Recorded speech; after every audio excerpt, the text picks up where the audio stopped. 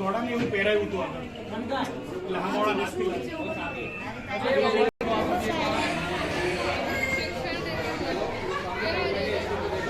चलो चलो अरे स्क्रीन चलो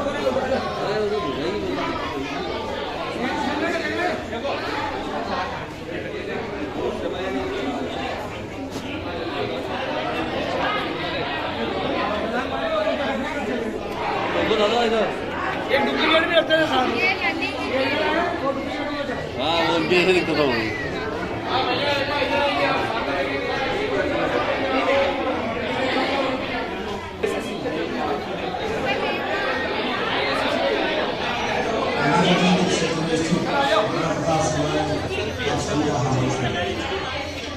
हमारे देश में साहसी और शक्तिशाली राजा हुए हैं और कई बड़ी ऐतिहासिक और सांस्कृतिक धरोहर होने के कारण यहाँ पर प्रतिवर्ष हजारों पर्यटक आते रहे हैं, परंतु यहाँ पर जानकारी नहीं मिल पाती थी।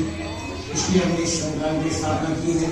इस संग्रहालय की स्थापना का मुख्य उद्देश्य है इनकी जानकारी के साथ साथ मानव प्रकार के और हमारे देश में लोगों को आगे बढ़े और इसी आपको जानकारी देंगे। धन्यवाद। वरिष्ठ अध्यापक की नौकरी से स्वेच्छा से विमला देवी शिवाली इनके साथ कंधे से कंधा मिलाकर चली। इस सपने को साकार करने के लिए उन्होंने अपना सब कुछ न्यौछावर। केवल एक दिन का था केवल मुगल अकबर की सेना के मध्य हुआ था। इस युद्ध में अकबर स्वयं नहीं आए थे। उन्होंने आमेर जयपुर के कुंवर मान सिंह जी को अपना सेना पकड़ भेजा। किलोमीटर लंबे और 200 मीटर चौड़े क्षेत्र में हुआ। अब सभी संग्रहालय में खड़े। संग्रहालय से 200 मीटर की दूरी पर चेतक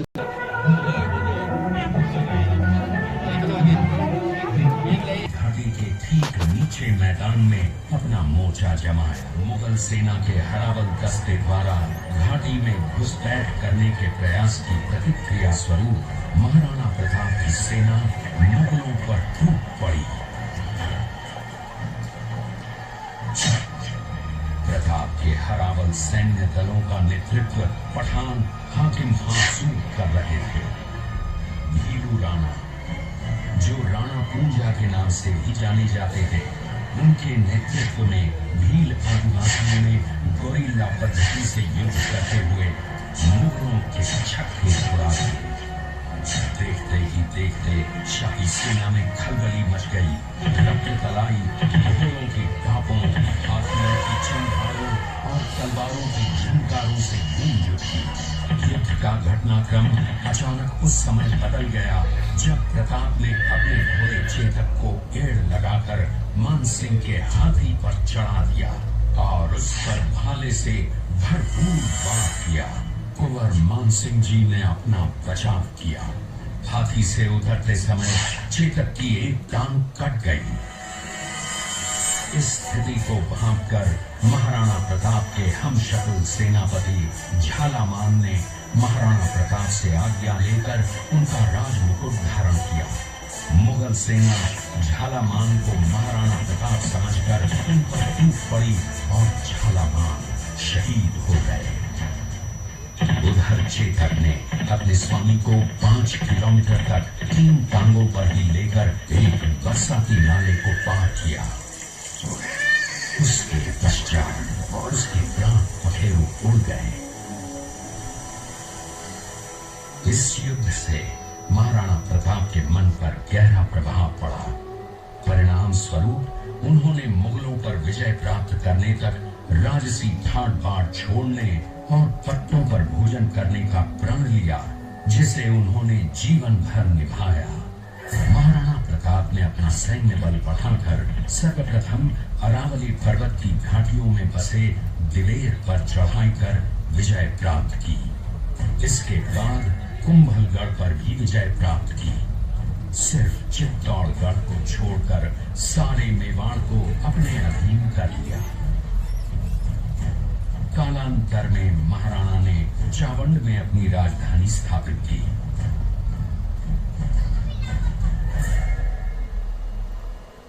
19 जनवरी 1597 को राणा प्रताप ने मात्र 57 वर्ष की आयु में इस संसार से प्रयाण किया।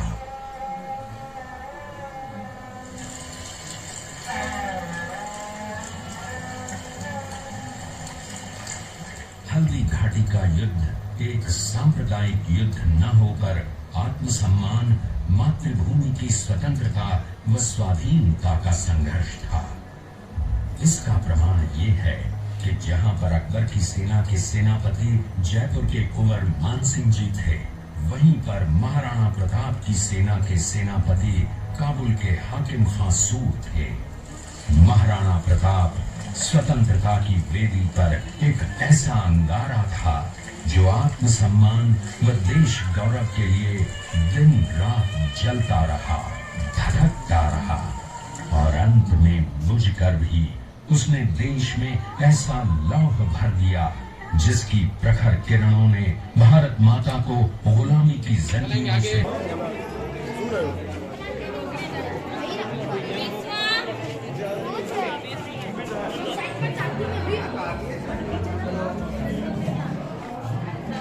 ये कुंभलगढ़ तैयार है। इस किले का निर्माण महाराणा कुंभल ने करवाया था।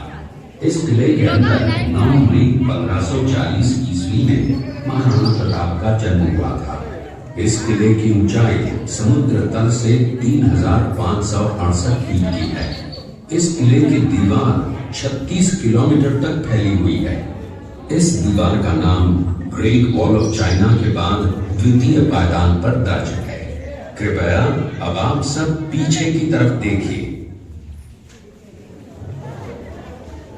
बचपन बीता था।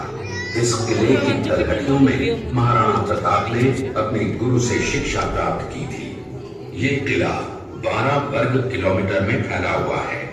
इस किले पर जब भी विदेशी आक्रांताओं ने आक्रमण किया और उस आक्रमण में कोई भी राजा व सैनिक वीर गति को प्राप्त कर लेते तो उनकी पत्नियां वीरांगनाएं अपने सतीत्व की रक्षा करने के लिए जलती हुई अग्नि में कूद प्राणों को त्याग देती थी, जिसे हम जौहर कहते हैं।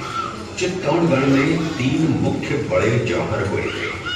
प्रथम जौहर 1303 ईस्वी में रानी पद्मिनी ने 16,000 स्त्रियों वीरांगनाओं के साथ जौहर किया था, सिर्फ अलाउद्दीन खिलजी के कारण। दूसरा जौहर 1535 ईस्वी में दिल्ली के शासक बहादुर शाह के समय में रानी कर्मावती ने वीरांगनाओं के साथ किया। और तीसरा जौहर 1568 ईस्वी में सम्राट अकबर ने चित्तौड़गढ़ पर आक्रमण किया। उसी समय रानी फूलकुंवरी ने 7,000 वीरांगनाओं के साथ जौहर किया। अब्दुल रहीम खान आना अजमेर का सूबेदार था। जब वो शेखपुर पहुंचा तब इसका पता कुंवर अमर सिंह को चला, जो महाराणा प्रताप के पुत्र थे। अमर सिंह ने शेखपुर छावनी पर अचानक आक्रमण कर दिया। उस आक्रमण में मुगल सेना में भगदड़ मच गई। मुगल सेना को अपनी छावनियों को छोड़कर भागना पड़ा। छावनियों के अंदर से लूटा हुआ माल व अब्दुल रहीम खान आना, जिसकी बेगम आनी खान को बंदी बनाकर महाराणा प्रताप के सामने पेश किया गया। तब अमर सिंह पर महाराणा प्रताप क्रोधित हुए और कहा, जहां से इस नारी को बंदी बनाकर लाए हो, इसे पुनः ससम्मान लौटा कर आओ। महाराणा प्रताप ने कहा, हमें नारी से कोई दुश्मनी नहीं है, हमें तो देश विद्रोहियों से दुश्मनी है, जिन्होंने चारों तरफ आतंक फैलाया है। महाराणा प्रताप के आदेश का पालन करते हुए कुंवर अमर सिंह ने उस मुगल नारी को ससम्मान शादी तक पहुंचाया। इस प्रकार महाराणा प्रताप ने अपने क्षत्रिय राजपूत धर्म का पालन किया और पराई स्त्रियों को मां, बेटी और बहन का दर्जा दिया। ये है महाराणा प्रताप का चरित्र और नैतिक उदारता का परिचय। ये देखते हुए सभी अतिथि आगे की तरफ चले।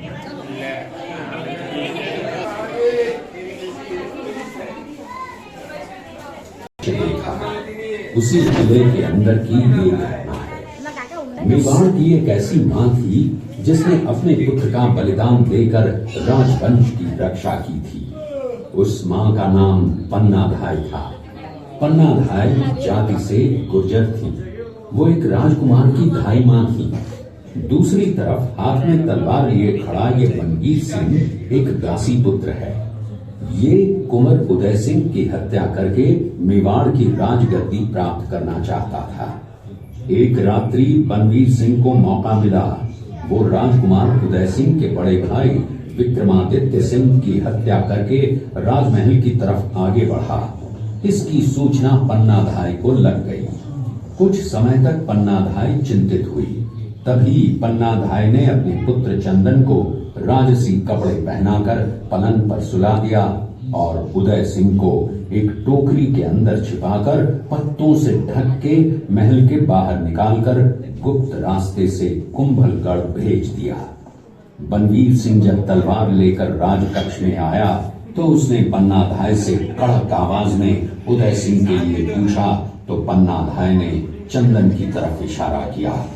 बनवीर ने चंदन को उदय सिंह समझकर चंदन की हत्या कर दी और ये समझने लगा कि मैंने राजकुंवर उदय सिंह को मार दिया। वही राजकुंवर बड़े होकर राजा बने और अपने नाम का उदयपुर नगर बसाया जो यहाँ से 40 किलोमीटर दूर है।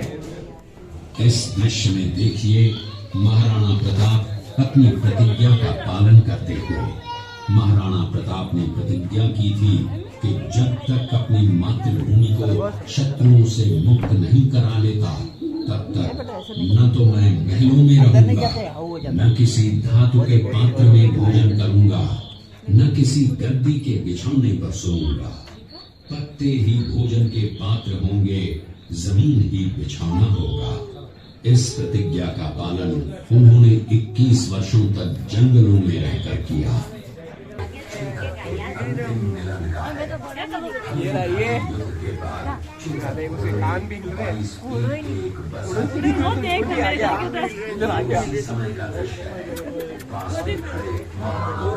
छोटे भाई शक्ति सिंह जो पहले मुगल सेना में थे, बाद में वो महाराणा प्रताप की तरफ आए, माफी मांगी और अपना घोड़ा महाराणा प्रताप को दिया। ये देखते हुए सभी अतिथि आगे की तरफ चले।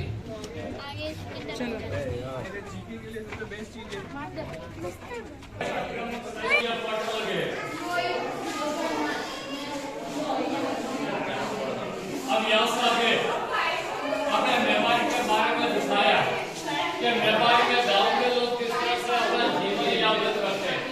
आएंगे सभी मेहमान आगे की तरफ।